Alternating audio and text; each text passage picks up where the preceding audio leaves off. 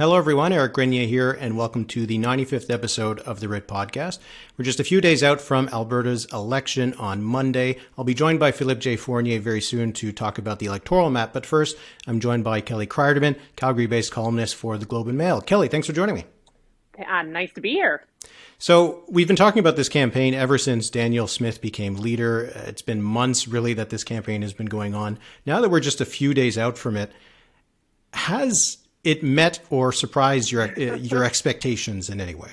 You know, it actually feels like it's been going longer than that because, of course, before the UCP leadership race, we had all the intrigue about Jason Kenney's leadership. And, you know, the NDP at that point was preparing for an election at any point, thinking that, you know, the then Premier Kenney might call a snap election. So I feel like we've been on edge and politically ready and campaigning in one way or another for a year and a half.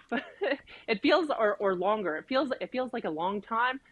This campaign has been strange. It's been strange because Alberta is dealing with this disaster that is the wildfires, and that really has rightly taken attention away from the political process in some ways. And you had this situation where Danielle Smith was acting as a premier. We were referring to her as premier, again, which reporters normally never do during a campaign. We only refer to her as the UCP leader. And it took away from the campaign. I think it threw the parties off their plans, as they were. And then we saw this ramping up of the campaign, I would say, in the last week or so, stemming from the day the ethics commissioner report was released, which was also the one debate of the election campaign between Rachel Notley and Danielle Smith.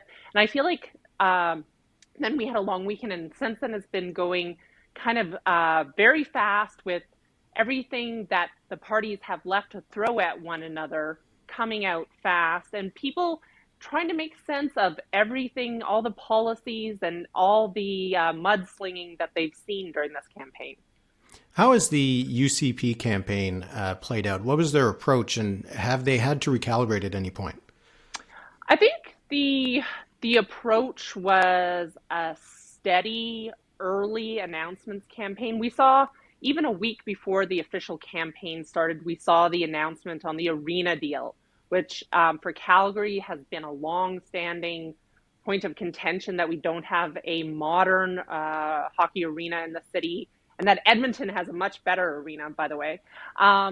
So that arena deal was seen very much as a campaign announcement. And then on the first day of the campaign, you saw the UCP make an announcement on lowering personal income taxes.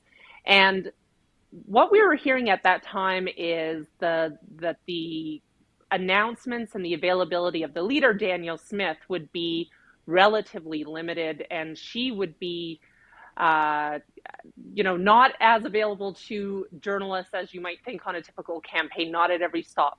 And I think the forest fires in northern Alberta threw that off a bit. But you did see the UCP pick up that kind of steady as she goes, tightly controlled message back when the debate happened. And you saw, despite the fact that the NDP messaging has been very much on Danielle Smith being unpredictable, saying all these wild things, what you saw in the debate was a leader who was steadier, who didn't say anything outlandish, who said, acknowledged her mistakes and said, this is the leader she is, but she will always do her best. And you also saw at that point, the UCP really start to focus on the NDP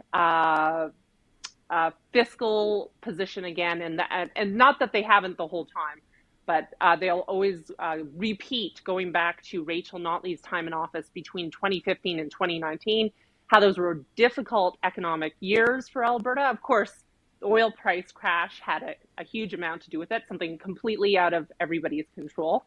But they will reiterate that. And you heard that messaging pick up when the NDP introduced their plan for taxes, which includes completely cutting small business tax, but actually increasing the corporate income tax, which is if not the lowest, one of the lowest in Canada. And it would still be at the lowest amongst the provinces, is my understanding, but increasing that by 3 percentage points, which isn't insignificant.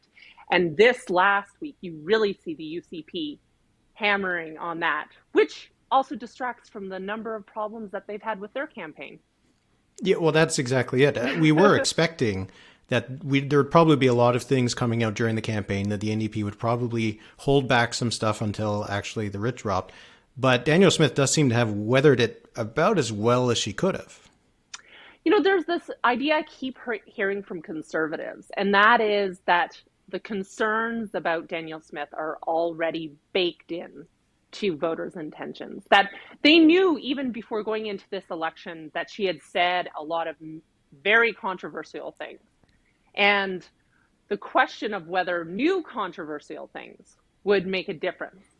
Now, there's an argument, there was a very significant thing that dropped 1 week ago as well, and that's the Ethics Commissioner report. We have the spectacle in Alberta right now of the Provincial Ethics Commissioner releasing a report hours before the only debate of the election campaign, which, it is not, doesn't look good for Danielle Smith. There's been this debate about how her office has interfered or not with the judicial system in Alberta. This debate has been going on for months, since CBC published stories on this. And I feel like on Thursday we got some clarity about what happened. And in that report, the Ethics Commissioner wasn't able to verify all the CBC reporting that prosecutors were directly contacted by Danielle Smith's office. But what the Ethics Commissioner did find is that Danielle Smith, the Premier, had a conversation with a very controversial street preacher named Artur Pawlowski. She spoke to him for over 10 minutes, and it was a sympathetic conversation. And the part we didn't know until that ethics report is that she called Alberta's Justice Minister, Tyler Shandro, a few hours later to press Artur Pawlowski's case. She talked about in her leadership race that she did want amnesty for those who were charged during the pandemic for breaking public health restrictions. That was part of her platform. She was open about that. But the question that it came down to in the ethics report is interfering in one specific case. And for that, the ethics commissioner found that the Premier had violated the province's ethics rules. So, and I feel like we have been discussing this issue for a long time in Alberta. Maybe people have made their decisions, but to me, it provided a lot of clarity about a wrong there that we can definitely pinpoint in terms of the Premier's behavior in that case. For the NDP, a lot of this campaign has been about Danielle Smith, as you mentioned, her judgment, her character. They had that story about comments about the vaccinated being similar to people who follow the Nazis when they came to power. And you had an independent third party, the ethics commissioner, coming out and saying that the Premier did something wrong. It does seem like this could have been as good as the NDP could have mapped it out. But still, we're not seeing in the polls that they've been able to really move the dial all that much. So has there been something missing in the NDP's campaign that has limited their ability to go into Election Day as the favorites? I was talking to longtime Calgary Sun columnist Rick Bell about this last week, and he said that he was hearkening back to the 2012 election in Alberta, where in the last days of the campaign, a lot of people switched over from the Wild Rose Party, then led by Danielle Smith, and switched their vote back to progressive conservatives led by Alison Redford. And that was because a lot of people felt uneasy about some comments that the leader had made, but also mainly comments two of her candidates had made. And Rick Bell makes the point that wasn't as big a leap because they were switching from one conservative party to another. And I think there is ingrained in some voters the idea that Alberta is a conservative place. I vote conservative. And my parents voted conservative, and my family votes conservative. I think and you have heard the NDP try to address that. They have brought out people we would consider uh, red Tories, like former Deputy Premier Thomas Lukaszuk, former Conservative MP Lee Richardson, coming out in support of the NDP. And even Thomas Lukaszuk has this line, I'm going to lend the NDP my vote. I'm not an NDP supporter, but my concerns about the leader and the leadership of the UCP are so great. I'm going to lend my vote this time. And it remains to be seen, I think, whether that idea gets some traction. That's only been introduced in the last week or so. And of course, it takes that idea a while to percolate. Certainly at the doors, it is amazing to me, talking to the UCP candidates that I do, that they're even speaking off the record, speaking casually, but they're very open about the fact that they hear a lot of pushback at the doors about the leadership of Danielle Smith. Now, I've interviewed people who are concerned about the leadership of Danielle Smith, but they're still more concerned about the changes that an NDP government could make, including higher taxes, including, what many Albertans view as a very fragile economic recovery right now. And they may still end up voting for the UCP. They may end up staying home. And I'm sure you're very aware of this, but turnout is a huge element of this election. We had a huge turnout, relatively turnout, more than 68% turnout in the last election in 2019. And it'll be really interesting to see who turns out for this election, who is motivated to vote. Yeah, there's already been a lot of people voting in the advance poll, so it does suggest there's some interest. For the NDP, it was rare for a defeated premier to stay on and try to come back. Did Rachel Notley get them into this position where they're in contention, or could they have been better off with someone who had a fresher approach? And is it the Notley government, or is it the NDP brand that is that limit? I think it's the former. I think Notley is so much the NDP brand. And, you talk to conservatives and they don't like the NDP. They like Rachel Notley. Even Jason Kenney made a point, and I think he told me this in an interview, he never directly attacked Rachel Notley. He would talk about the NDP. She is a person who I think consistently, and you can tell me better than this, has polled higher than her party in terms of approval ratings. She is seen as trusted and steady. And I think, if, we have a very different situation, though, than we did in 2015 as a starting point, where you had two right of center parties dividing the vote on the other side. So, and at that point, she had a very inexperienced set of candidates. This time, she has far more bench strength. She has more experienced candidates. She has some relative star candidates in Calgary, you could say, who are, well known in the energy sector. And so I would say there's less weight on her shoulders this time. I would still say this is fully her party. Just a quick one on the third party. There's not very much candidates running. They don't have lots of support. Has that hurt or has that helped the NDP or the UCP? Is the fact that it's a one-on-one battle, who is that favoring? If there was two right of center parties, we know there would be trouble right now for the UCP. But mostly, I think, the fact that there isn't a strong Liberal Party or a strong Alberta Party benefits the NDP. I think I can think of one race, and that's Calgary Elbow off the top of my head, where the Alberta Party candidate might be is competitive, or the most competitive.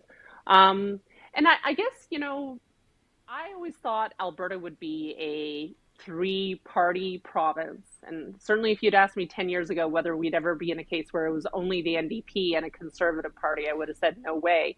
But the NDP has successfully been able to take up that middle and, even winning the support of red Tories. We'll finish on this then. Talked about Danielle Smith, Rachel Notley, and how a lot of this campaign is about them. Win or lose, what's the future for them? This is an election that could be a tale of redemption for either of them. Danielle Smith was in the political wilderness for years. Rachel Notley lost the 2019 election. Or it's going to be a tale of loss, right? It's going to be a tale of loss for one of them. And certainly it's hard to imagine a world where whoever is the leader who loses in this race sticks around to the next election. I would say that. And I think it might happen a little slower for NDP leader Rachel Notley. It might happen a little quicker for UCP leader Danielle Smith, because we know Conservatives are, are able and willing to move on if need be. So I think the heir apparent for Rachel Notley is less clear. It would be less clear for the UCP, but there certainly would be a lot of competitors there.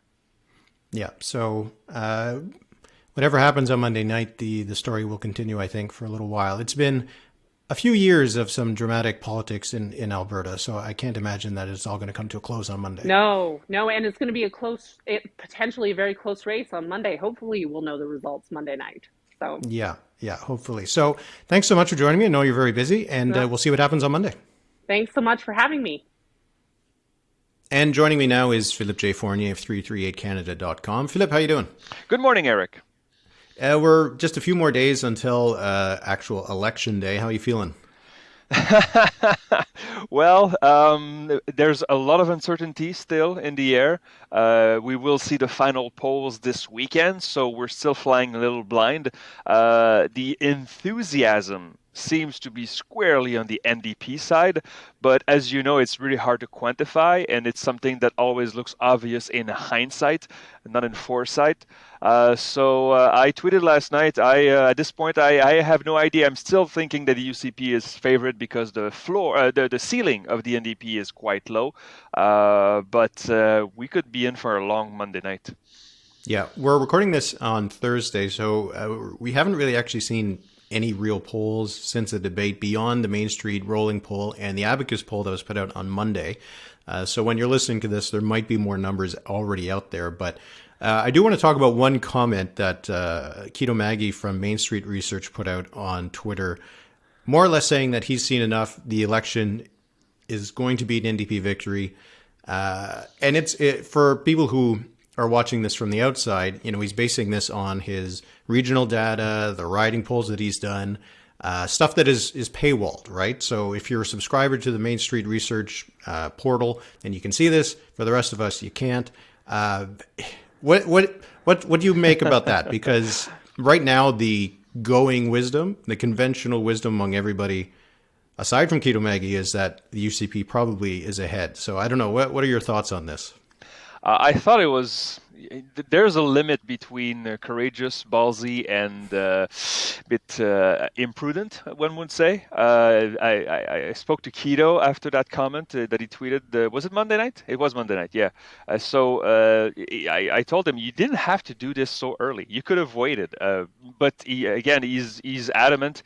His polling shows that the NDP is ahead in Calgary by a fair margin, and he stresses that it's Calgary CMA that the NDP is Census Metropolitan Area, and so if the NDP is really well ahead in Calgary CMA, that means in the city they could almost sweep it, and then he also states that the NDP is ahead in the Edmonton donut, and so you add all of those up, and perhaps both leverage, perhaps Banff, Kananaskis, and so that's 45, 46 seats for the NDP if it materializes. It's just everything has to go right. Every domino has to fall square in line for that to happen. But he was confident enough to make that prediction. I thought it was interesting. It's funny that he said that the night we recorded a podcast that mostly said, yeah, the UCP is probably going to win. So, if both parties are in a tie nationally, I mean not nationally, but provincially, or just a few points ahead, you will see some polls that will show the NDP ahead in the seat count. So it's possible. It surprised me, though. It really surprised me. It's going to give some spices to the very end of this campaign, for sure.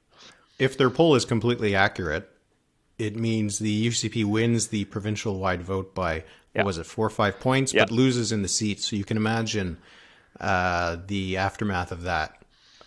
So we'll just leave that unsaid, I think, for now. The urban divide is something that is observable throughout this country, but nowhere as much as Alberta. And Eric, if that's the case, well, the Lethbridge East candidate, you can be minister of whatever you want. Same thing for Mr. or Mrs. Banff. It would be a very hard caucus to manage, but at this point the NDP will take it if it happens. So.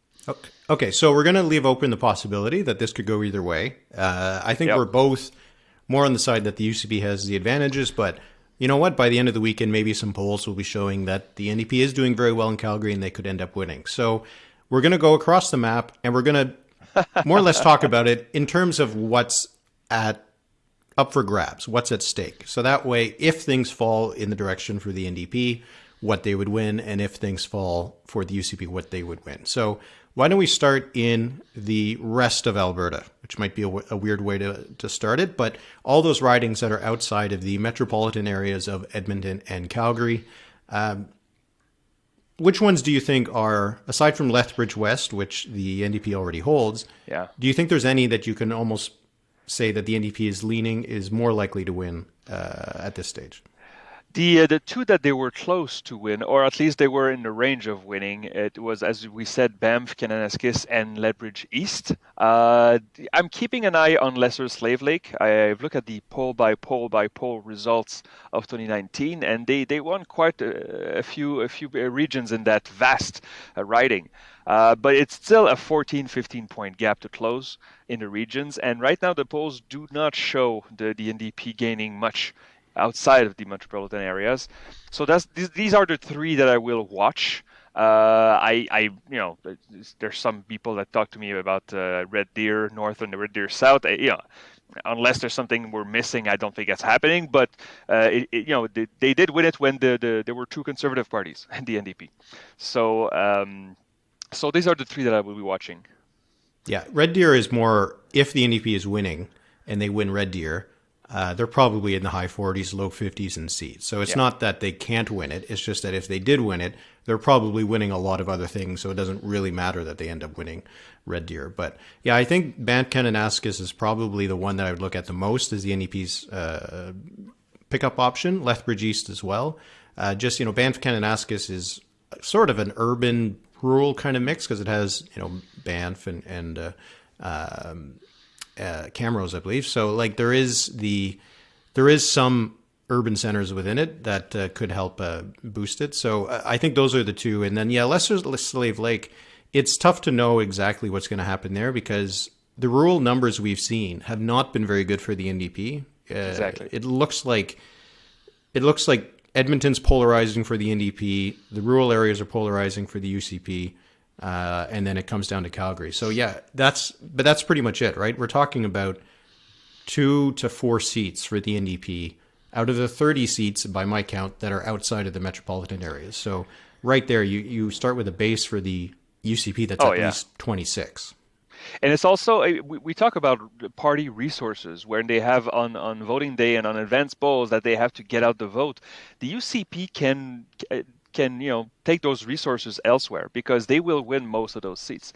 And this is a structural advantage that the UCP has. They don't have to spread their resources as much as the NDP does. So that's pretty much it outside of the urban centers. Okay, let's move to Edmonton. Let's start in Edmonton itself. There's just one seat. There's 20 seats in Edmonton. There's 19 that the NDP won last time. They're going to win all 19 again. The only one is Edmonton Southwest that they didn't win last time. That's Casey Madhu is the UCP. I think he was made deputy premier, which I think was the honorific for the only Edmonton MLA. So he had to be the deputy premier. The numbers we're seeing in Edmonton, they're usually 60 plus for the NDP. There's just no chance that to me, there's virtually no chance they don't sweep all 20 seats. If we look at the 2019 result, the UCP won it by 4 points, I believe, or 3.5 points. Unless all the conservative Edmontonians move there, the fact that we're seeing this huge swing, as you said, 60+% in Edmonton, it would be very surprising if the NDP cannot pick this up. So that would be a net gain for the NDP. But as you said, it's the only one in the Edmonton city. Yeah, if we're talking about the donut, they had St. Albert. They won that last time. So they already have that one. I would put maybe Sherwood Park as another riding that they're probably going to be able to win. Yeah, Again, I it's agree. very close to the city limits. But then we get to the sort of the toss-up territory. And for me, those are Morinville, St. Albert, Spruce Grove, Stony Plain, and Strathcona Sherwood Park. Those are the kind of seats that I think the NDP really kind of needs to win, because, as we said, if they have 3 seats in the rural areas, 20 in Edmonton, that puts them at 23, which means they need to win at least 21 in the Calgary area if they don't win any of the other ones in the donut. So they kind of need those extra 3 seats, at least 1 or 2 of those, I'd say. What are your thoughts on Morinville, St. Albert? It looks to be very close. Yeah. Well, I mean, it is, again, close to the part of the donut they already have, right, which is St. Albert. So it is an opportunity for them to move into there. It really depends on how that vote we're seeing in the polls is distributed, right? Because we're seeing sometimes 63% for Edmonton in the CMA. But how much of that is in the Edmonton city limits? How much is going out into the donut? So we don't really have much of a clue, but you got to think that if they're getting 65% of the vote in the Edmonton area, a lot of that is going to spill over. This is one riding that I will watch, that I will check on election night, because if the NDP wins this, suddenly it leaves the pressure in Calgary. So you mentioned Strathcona Sherwood Park. Again, this would be kind of a long shot for me. The gap was really wide in 2019, but if the NDP makes 3 or 4 net gains in that donut, suddenly the plausible scenario that the NDP wins 45 or 46 seats is there. But that's going to be a battle of turnout, because Morinville-St. Albert, even though there are many voters that live close to the city limits, it's still a vast riding. And so you have to spread your resources over a large area. The other 2 that are probably pretty safe for the UCP, but if things are going pretty well for the NDP, maybe they could pick up Fort Saskatchewan, Vegreville, and Leduc-Beaumont, but those would be pretty high water marks. I think that would be high 40s for the NDP if they were picking up that. A really bad outing. If the UCP drops Leduc, they shouldn't. But if they do, that means the UCP is having a bad night. Yeah, it'll be really interesting to see how the UCP's numbers hold up in the donut area, because Edmonton is such a stronghold for the NDP. But if they are able to hold some of those suburban ridings just outside the limits, that really does limit the NDP's ability to move forward, right? So if they are being, as you mentioned before, they're able to pool some of those volunteer resources in Northern Alberta and put it into those donut ridings around Edmonton, that could be really a significant game changer, I guess, for the UCP if they can hold on to those seats. Absolutely. Okay, Calgary. It's all coming down to Calgary. So there's 26 seats in Calgary. By my count, there's about 4 in the CMA, but they're all pretty safe for the UCP. Oh, yeah. So it's really just coming down to the city limit. So they had 3 seats, the NDP. So the UCP won 23. The NDP won 3 seats last time. These were Calgary-Buffalo, Calgary-McCall, and Calgary-Mountain View. Again, with the kind of swing we've seen in the polls, no chance that the NDP loses those. The ones that I would put as the almost certainly going to be NDP, and you can tell me if you disagree with any of these or you would add more to them, would be Calgary-Curie, Falcon Ridge, Klein, and Varsity, which puts them at a floor of at least 7. I agree with all of those. Yes. You said Klein. I think northeast and east should be gains. If we take the polling of Janet Brown in April and we can calculate the swing, northeast and east I think would be in the leading category. But then you get into a row of toss-ups, ridings that when you look at the result in 2019, they were all pretty similar. It was all like 55-35, give or take a point. And I don't want to say they're the same, but I also looked at the demographic data. There's not that much of difference of mean income and median age and something. And so the assumption that we make, and sometimes it's wrong, but the assumption that we make is that the swing should be similar in those ridings. And this is where it's so hard, because Calgary Northwest, Calgary North, Calgary Cross, Calgary Beddington, Edgemont, and Elbow. Elbow is a question mark because of the strong AP Alberta party last time, right? So those 5 or 6 seats that will determine the election, they could all go to the UCP, or all go to the NDP. But if one or two of them goes to the UCP, it's over. The UCP wins. They have to run the table. They have to virtually run the table in those ridings if the NDP has any chance to win, I think. Yeah, and if you're looking at like a map of Calgary, you start with the core of it. That's NDP. You add a few ridings around that. That's also NDP that they should win. But then it's more about getting into the north part of the suburbs. That's right. Particularly, the Northeast, I think, is probably better than the Northwest. Northwest is an interesting riding. That's where Rajan Sani is running. She's cabinet minister. She ran for the UCP leadership. She was the MLA for Calgary Northeast. She decided that that one's going to be a bit rough, so she's running in Calgary Northwest, which is where Sonia Savage was the MLA before, but she's not running again. So that'll be an interesting one. But yeah, for me, I had Beddington, Edgemont, Northeast, Cross, East, and Elbow as the toss to NDP lean. And if they can win all of those, so that's 1, 2, 3, 4, 5, 6, 7, 8, 9, 10, 11, 12, 13, they still need a few more, right? Yeah. 18 is the floor, I think. Yeah, and 18. Then they need to start winning Northwest, North, Calgary-Bow, Calgary-Acadia, moving into the outer limits of the suburbs and into the south. The south is the really rough place for the NDP. That is going to be hard. If the UCP can kind of put up a bit of a blue wall in the south and at the outer limits, then they can hold on. Guido Maggie told me that he would release riding polls, and of course they will be paywall, but they will be leaked. That's somewhere, or at least someone will mention what the overall thing is on Twitter, right? And what I can tell you is that, of course, I don't have the results right in front of me right now, but one of the seats in Calgary that he's polling is Calgary Pagan.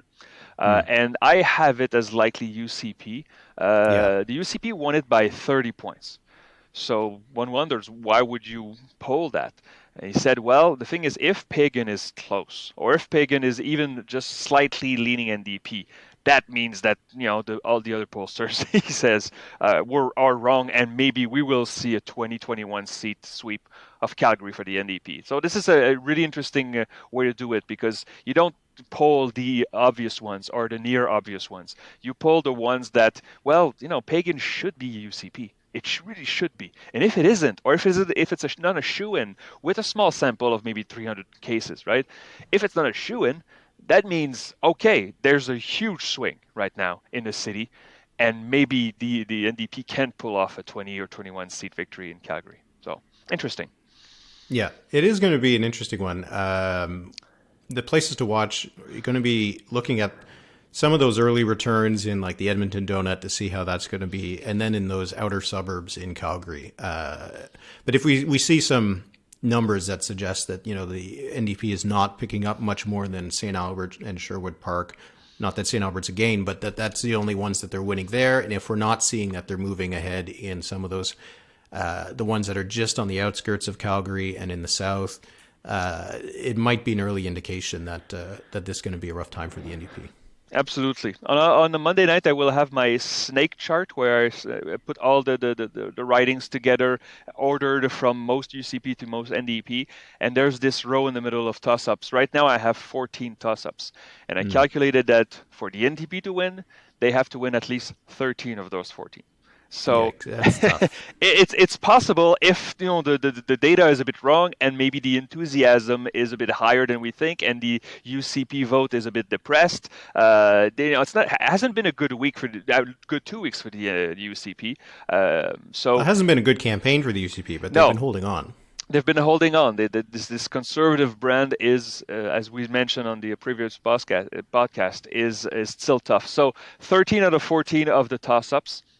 It's a tall order, but it's not impossible. What is your tipping point right now? When I calculated it earlier this week, I had Calgary-Bow as my tipping point, the 44th seat that decides things. Yeah, I have Bow, Glenmore, and right now it's Calgary-Acadia as the tipping point. Now, wouldn't that be funny to have a race with Mr. Chandro that goes all the way to midnight Alberta time, and maybe a call for a recount, and it could decide the election. If these Glenmore, Bow, and Acadia are all bunched up together. So just if you don't know what that means, it means when you're watching on election night, whoever's winning those three ridings is probably going to end up winning the election. That's sort of how it works, that anything beyond that is easier for the UCP to win or harder for the NDP to win. And it could come down to just those kinds of ridings. That'll give us the clue, the things to watch, the kind of the canary in the coal mine.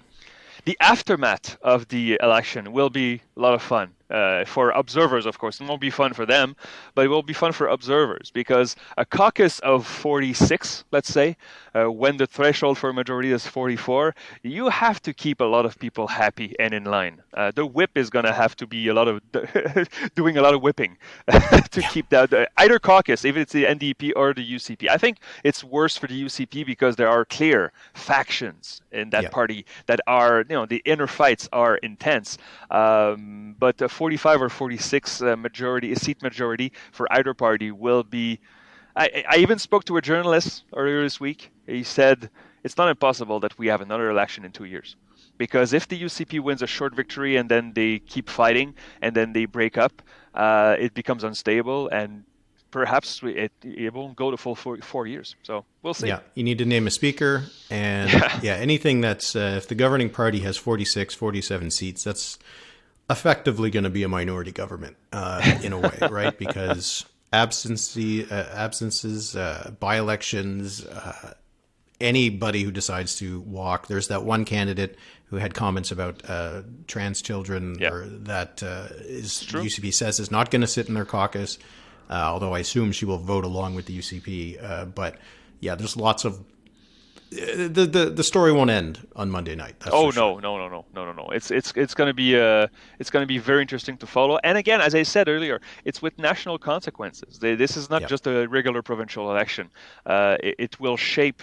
It will go all the way to Ottawa and shape part of federal politics. And if Danielle Smith wins, she could be a thorn on the side of Pierre Poilievre during a federal campaign because there are a lot of clips of her saying stupid stuff that Pierre Poilievre is going to be asked, "What do you think about that?"